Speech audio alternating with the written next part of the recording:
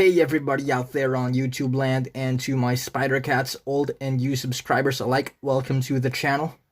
Today we are taking on a closer look at this 12-inch The Mask figure by what I'd assume is a now defunct toy brand known as Toy Island.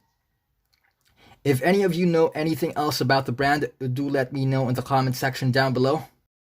Anyway, to start things off, this mask figure stands at about 12 inches tall and comes with several accessories, such as the one you see at the pic right beside. I've had this for so long, since I was a kid.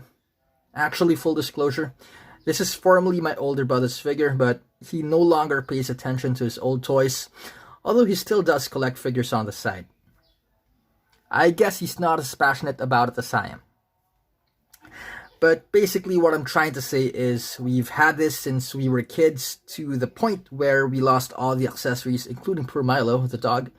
So unfortunately, we only have the internet pic to rely on for reference. Last time I checked, this goes on at about 60 pounds on eBay, which converted is about 4,000 pesos and about roughly 85 US dollars.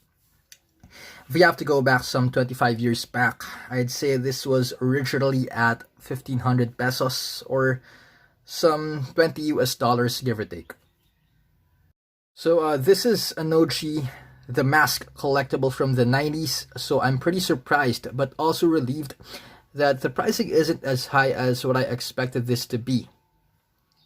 I guess the lack of articulation does play out, plus the fact that the fan base isn't as engaged, such as with Spider-Man or maybe even Deadpool. But basically the fan base is there, perhaps on a minor cult level following, so if you are a major The Mask fan, you know where to get it. It's available on Amazon and the aforementioned eBay. Moving forward with the articulation, there's not much to expect. We only have single jointed elbows and single jointed knees, no ankle pivot obviously, and no butterfly joints. There's a battery slot at the back, and I remember back when this was still functional, once you press this button at the back, the waist swings at a full 360 degrees as the arms violently flail about. Like so. And that's how it's supposed to work. Or at least if the batteries are still working, which I doubt that they would, even if I placed new ones. The front button is intended for the drill to come out of his top hat, like so. And it's also intended for it to make his iconic one-liners, such as the one you see at the pic right beside. Overall, I am fairly pleased with how the sculpting turned out. He has a dagger and a handgun sculpted on the sides. The paint does look clean for a 90s figure. It was made to look like the hulked out version of The Mask with the ripped clothes and all. He has clown shoes.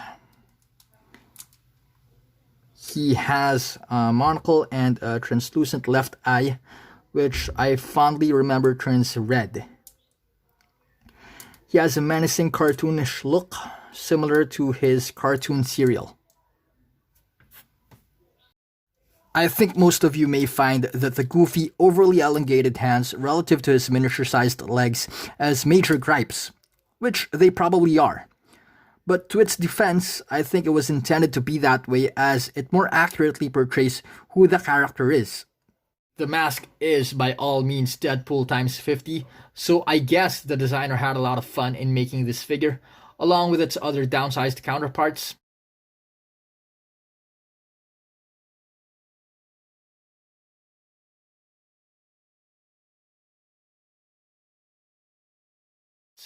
Because nothing about these figures is anatomically sound. Speaking of which, here is the 12-inch mask right beside its 5 to 6-inch flip head counterpart, which I will be doing a separate video of eventually. Here he is next to the 10-inch scale Bumblebee and Optimus Prime respectively, both by Hasbro I think. Actually, I'm not entirely sure, so let me circle back on that. Here he is, side by side with a few Hasbro releases. We have Peter B. Parker from Into the Spider-Verse and Tracer from Overwatch. Here he is, side by side with two of my most favorite anime femme fatales, Boa Hancock from One Piece and Fujiko Mine from Lupin III. Anyway, that is it for the review. If you guys haven't done so yet, please feel free to hit like, subscribe, and hit the notification bell for future videos. Again, this is Spider Keith. Thank you and God bless.